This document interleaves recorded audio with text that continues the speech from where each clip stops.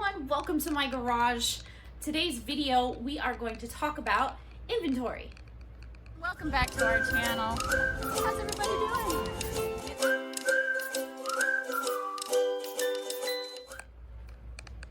Welcome back to our channel and welcome to the next episode of Back to the Basics. Today we are going to be talking about inventory, and as you can see we are in my garage. Sorry for like the shaky video. I'm trying to hold up my phone way over there.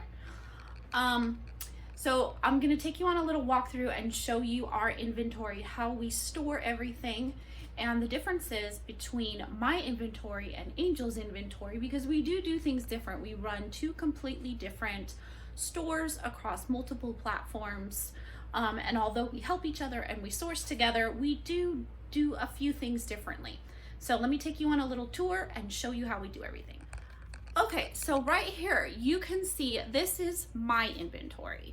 So I have these large like industrial style shelves, and I use these eBay boxes which I purchased using our shipping coupons that we get for having an eBay store. These boxes are the 16 by 12 by 8 boxes. I have two boxes, so one here and one behind it. I have a box in the center going long ways, and then two more boxes on this side, so a total of 5 boxes per shelf. I do have some oddball ones like this where I have to add a little bit of extra, and that's just because my inventory is kind of grown out of my current shelving situation. So I might have to buy another shelf, and then I'll adjust and fix this sort of funky situation here. But as you can see, so this is the very top shelf all the way down to the floor, just like that. And I have 3 of these.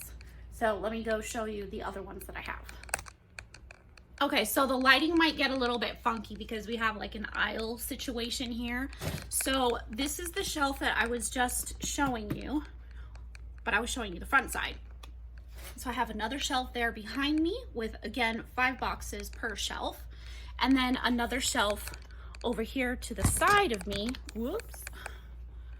I'm trying to navigate here. So I have another shelf here to the behind me with, again, 5 boxes per shelf. Okay, so in every single box I have anywhere, I mean, I guess it really depends on if it's a jeans or a jacket or a t-shirt, but I have like around 25 items or so, and you can see every box is different.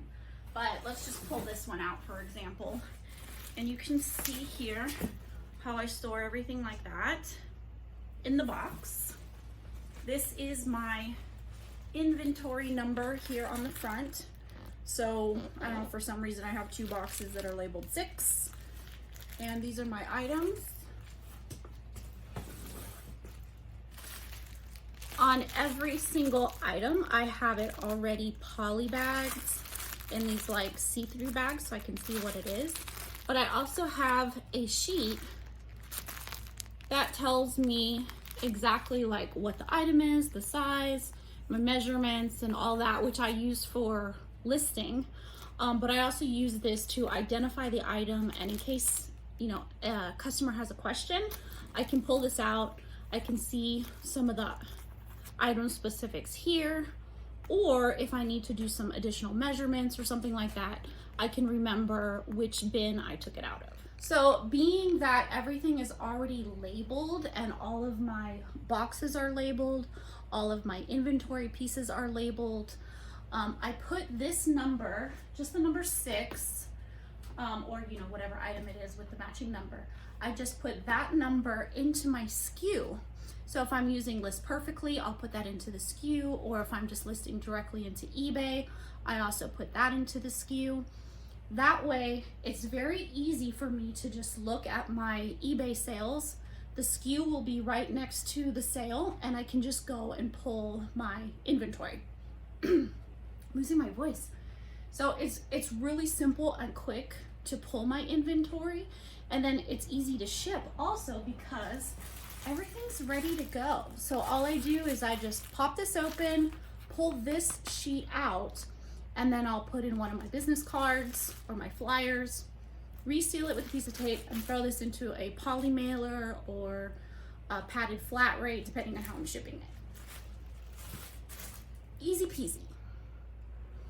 Okay, so the only thing that Angel does that is different from what I do is he uses these big totes. Now for me, these totes are way too heavy. I would never be able to pull this one down from up here if it's like full of t-shirts or clothing. It'd be way too heavy for me. So he uses the large totes and I just use the smaller boxes. Okay, but you can see he has the same style industrial shelving. His shelving units are a little bit bigger, I think. But so he's got all of these shelves here, or all of these totes, I mean here.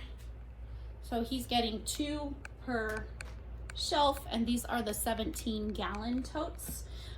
Get these like at Costco or Sam's Club. You can also get them at Home Depot. And these are the 17-gallon. And then he's got another smaller unit or smaller shelving unit on this side here, which also has totes, and it has bins as well, like these little milk crate style bins. But we do the exact same thing. So you can see his filing system, because most of what he deals with is t-shirts, button-up shirts, and shorts. So his are a lot neater than mine are. But we have the same exact style where we print out a listing sheet.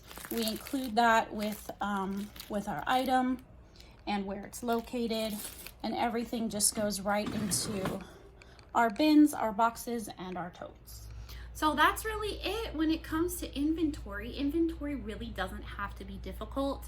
It could be just as simple as labeling a tote with one number, putting that into your SKU so that you can identify the item and where it's located.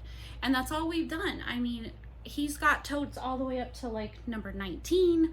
I have boxes all the way up to number 80. And we just use the number. We don't use letters or like barcodes or like a huge combination of letters and numbers. It doesn't have to be complicated like that. Just a simple number or simple letter so that you can identify where it's located later, and you can include that into your listing. And that's it. It's pretty simple, pretty easy. And we'll just keep adding more boxes and totes as we need them. And as we're pulling things for sale, we can shift our inventory if we need to, like move items from tote 13 over to tote 12 or however we want to do it. Or we can just replace the ones that we've already taken out. So if we sold something in tote number 13, the next t-shirt that we list, we'll put it in tote 13. So that way we're maximizing our space as much as possible, because we are just in a one car, well, I mean, this is a 2-car garage, but we just use one car or one part of the garage. Let me show you. It might be easier just to show you what I'm talking about. Okay, so we have the car on that side and inventory on that side, and we are in a 2-car garage. That makes more sense, and it's like easier to say that. Okay, so our garage is insulated, which someone might ask about that, because like it's freaking hot in Las Vegas, right? So how is our inventory protected? It's insulated, and we have an attic fan, and we also have fans inside here, as well as an air conditioner. We have an air conditioner in our garage, but that's just because it's necessary in Las Vegas. Your climate might be different where you can store everything and not have to worry about that. So that's it. Inventory doesn't have to be difficult. It can be pretty simple.